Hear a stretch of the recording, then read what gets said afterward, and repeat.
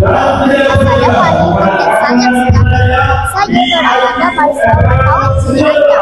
Dan saya Ahdia Istiqomah. Kami kini berada di kejohanan badminton MSSM 2025. Suasana di sini sungguh meriah dan penuh semangat juang. Betul itu Amanda, pasukan-pasukan terbaik dari seluruh Malaysia berkumpul di sini untuk menentukan siapa juara sebenar di gelanggang. Dari pukulan smash yang laju hingga pertahanan yang mantap, memang jelas semua atlet berikan 100% usaha mereka.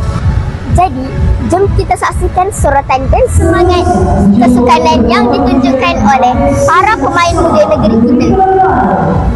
Jangan ke mana-mana, teruskan bersama kami wartawan Cilik MSSM 2025.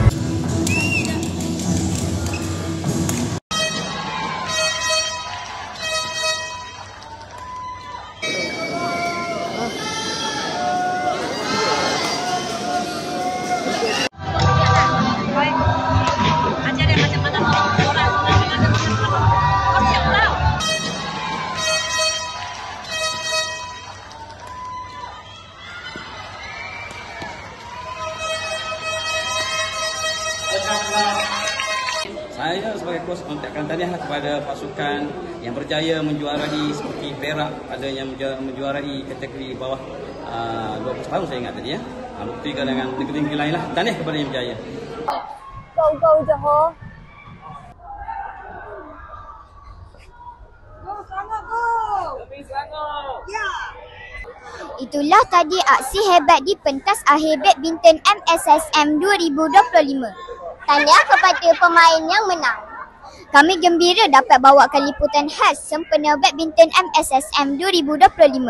Jumpa lagi di kejohanan akan datang.